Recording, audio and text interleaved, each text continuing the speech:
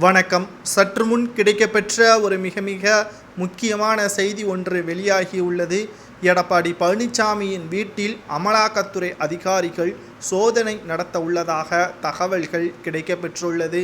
இந்த சோதனையின் அடிப்படையில் எடப்பாடி பழனிசாமி அவர்கள் கைது செய்யப்படுவார். அப்படி கைது செய்யப்பட்டால் நிச்சயமாக அதிமுகவில் மிகப்பெரிய ஒரு திருப்பு முனையாக அமையும். கைது செய்யப்பட்டால் தமிழகத்தில் விசாரணை நடைபெறாது, டெல்லியில் அழைத்து செல்வார்கள் என்றும், கிட்டத்தட்ட இந்த அமலாக்கத்துறை அதிகாரிகள் எடப்பாடி பழனிசாமியின் வீட்டிலும் அலுவலகத்திலும் அவரது உறவினர் வீட்டிலும் சோதனைகள் நடத்துவது ஏன் என்ற காரணம் தற்பொழுது வெளியாகியிருக்கிறது. சாலை விரிவாக்கம், டெண்டர் ஊழல் முறைகேடு, இந்த இரண்டிலும் எடப்பாடி பழனிசாமியின் பெயர் அடிபட்டிருக்கிறது. இதில் அமலாக்கத்துறை அதிகாரிகள் 2 முறை நோட்டீஸும் கொடுத்திருக்கிறார்கள்.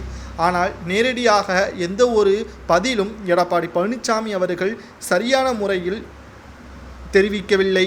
இதனால் எடப்பாடி பழனிசாமி அவர்களது வீடு, அலுவலகங்கள், அவரது உறவினர்களது வீடு மற்றும் அலுவலகங்களில் சோதனைகள் நடத்துவதற்கு நீதிமன்றத்தில் மனு தாக்கல் ஒன்றை செய்திருப்பதாகவும், இன்று மாலை அமலாக்கத்துறை அதிகாரிகள் பெரும் படையுடன் எடப்பாடி பழனிசாமியின் வீடு மற்றும் அலுவலகங்களில் சோதனைகள் நடத்த உள்ளதாகவும், இதனால் அதிமுகவின் அரசியல் வட்டாரத்தில் மிகப்பெரிய ஒரு பரபரப்பான சூழல் ஏற்பட்டுள்ளது. இதில் நாம் கவனிக்கக்கூடிய ஒரு விஷயம் என்னவென்றால், கொடநாடு பங்களா கொலை மற்றும் கொள்ளை சம்பவம்.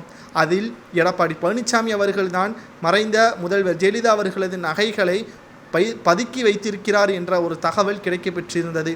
சோதனையின் பொழுது மறைந்த முதல்வர் ஜெயலலிதா அவர்களுக்கு சொந்தமான ஏதேனும் ஒரு பொருள் சிக்கிவிட்டால் கொடநாடு வழக்கும் எடப்பாடி மீது பாயத் தொடங்கும். இதனால் அவர் சிறைக்கு செல்லக்கூடிய வாய்ப்பும் உருவாகும் என்ற மிகப்பெரிய ஒரு தகவல் கிடைக்கப்பெற்றிருக்கிறது. இதனால் எடப்பாடி பழனிசாமி அவர்கள் ஆளும் கட்சியை எதிர்க்காமல் இருப்பதற்கு இதுதான் காரணமா? ஆளும் கட்சியை எதிர்த்தால் ஜாமீனில் கூட வெளிவர முடியாத சூழல் ஏற்படும் என்பதற்கேற்பையும், தமிழகத்தில் காவல்துறை ஆளும் கட்சிக்கு சாதகமாக செயல்படுகிறது, மேலும் தனக்கு எதிராக காவல்துறையினர் செயல்படக்கூடாது என்பதற்காகவும் ஆளும் கட்சிக்கு சாதகமாக செயல்படுகிறதா என்ற பெரிய குற்றச்சாட்டும் எழுப்பப்படுகிறது.